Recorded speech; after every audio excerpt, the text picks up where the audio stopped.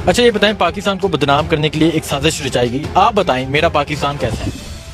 अगस्त का महीना है, 2-2 घंटे सख्त धूप में खड़े होते हैं 40-40 मर्द बैंकों के बाहर लाइन लगा के, यूटिलिटी स्टोर्स के बाहर लाइन लगा के। जब कोई औरत आती है तो सारे साइड पे हो जाते हैं, जनाने आन दो, मेरी बहन तुम आओ पहले। गली से अगर कोई औरत गुजर रही हो और अगर कोई मर्द उसे सीटी भी मारता है तो पूरा मोहल्ला इकट्ठा हो जाता है उसे लितर मारने के लिए। मेरा पाकिस्तान ऐसा है।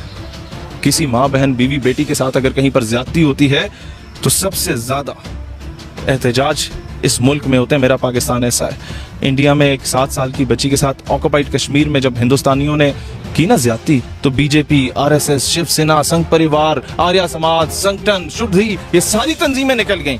बाल ठाकरे की नाजायज औलादें निकल गईं और उन्होंने कहा कि जनाब इस बच्ची के साथ ज्यादती हुई, कोई मसला नहीं, जिसने रेप किया उसको बाहर निकालो। कश्मीर की बच्ची थी, क्या होता है?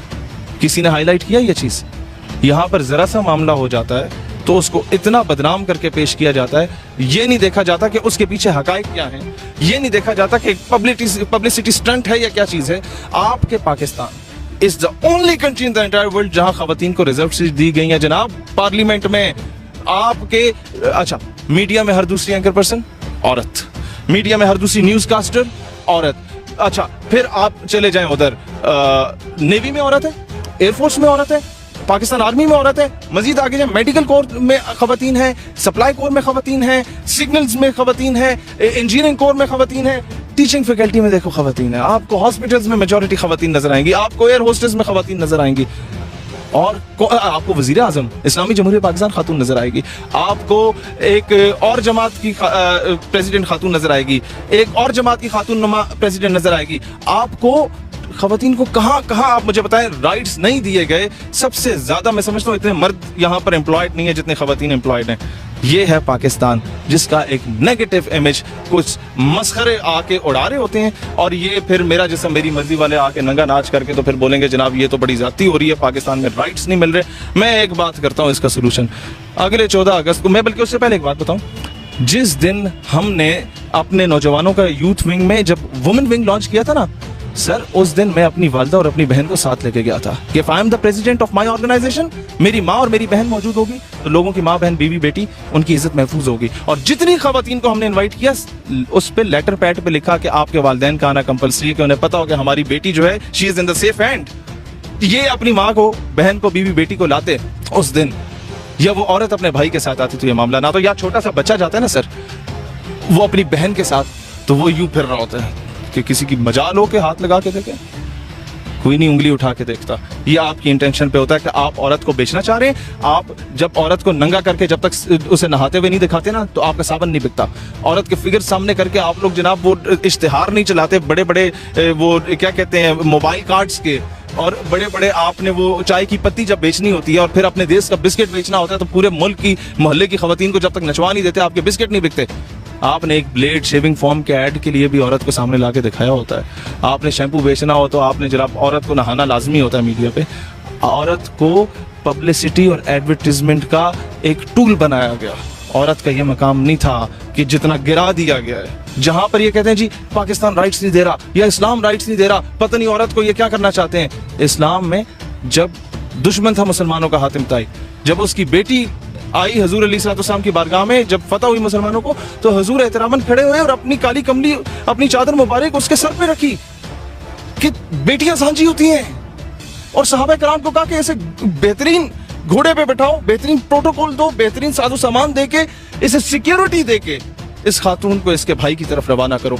और उसके भाई के पास वो पहुंचती है तो वो म्यान से तलवार निकाल देता है, बताओ मुसलमानों ने तुम्हारे साथ क्या किया। उसने कहा मैं तो मुसलमान हो जाती, लेकिन मैं इधर आई हूं तुम्हें भी अपने साथ लेने के लिए कि तुम भी मुसलमान हो जाओ। ये था इस्लाम। हजूर अलैहिस्सलाम अपनी साहबजादी के लिए एहतरामन खड़े हो जाते थे। ये था इस्लाम, ये है इस्लाम। माँ के कदमों तले जन्नत रख दी और तुम्हारी 2 या उससे ज्यादा बेटियां और अच्छी तरबियत करो तो बरोज़े हश्र मेरे साथ इस तरह हो जिस तरह 2 उंगलियां एक दूसरे के नजदीक हो। ये है इस्लाम, रसूलुल्लाह ने फरमाया। मुझे ये बताएं ये इस्लाम को बदनाम करने की साजिश है या पाकिस्तान को बदनाम करने की साजिश है? दोनों को बदनाम करने की साजिश है। सबसे पहले तो उन 400 मर्दों को उठा के तुम लटका दो, मुझे कोई एतराज नहीं, मुझे खुशी होगी। जनरल ज़ियाउल हक के दौर में रेपिस्ट को धोबी घाट का मैदान सजा करता था फैसलाबाद में, और सारे बच्चों को छुट्टी दी जाती थी कि आओ आज बच्चे या औरत के साथ ज्यादती करने वाले को सरेआम फांसी हो रही है। जब ये पूरी कौम निशाने इबरत हासिल करती थी ना, उसके बाद 10 साल तक किसी बच्चे या औरत के साथ ज्यादती नहीं हुई। लेकिन अब आते तस्वीर के दूसरे और असल रुख की तरफ। वो लड़का जो बड़ा खूबसूरत शक्ल का था, क्या नाम है उसका, वो जो भी है, जो उसे लेके आया खातून को, वो उसका हस्बैंड था, भाई था, वालिद था, बेटा था, क्या था? कुछ भी नहीं था, वो एक दोस्त वो था। अगर अपनी बहन को साथ लेके आता तो ये मामला कभी ना आता।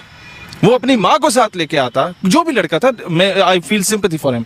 वो अपनी बेटी को साथ लेके आता, बीवी को लेके आता, अगर शादी हुई भी है तो कभी ये मामला ना होता, क्योंकि तब उसकी इंटेंशंस और होती, वो उसकी प्रोटेक्शन का भी ख्याल रखता। और आप खुद दावत दें कि यार 14 अगस्त को मैं आ रही हूँ और आप सारे यहाँ टिकटॉकें बनाएंगे, तो दुनिया जहान का 3rd क्लास चूड़ा चमाड़ भी वहाँ पर पहुँच जाता है। और उसने आपका माजी देखा होता है कि एक बंदा, मैं अपनी इन तमाम ख़वातीन को कहता हूँ कि यार एक बंदा आपको बड़ी गाड़ी की फ्रंट सीट पे बिठा के मरी भी ले जाएगा, आपको छोटा मोटा मोबाइल भी गिफ्ट कर देगा। वो बंदा आपको पतले कपड़े पहना के, आपको गोद में उठा के, आपके पूरे जिस्म की नुमाइश करके अपने लाइक भी बटोर लेगा।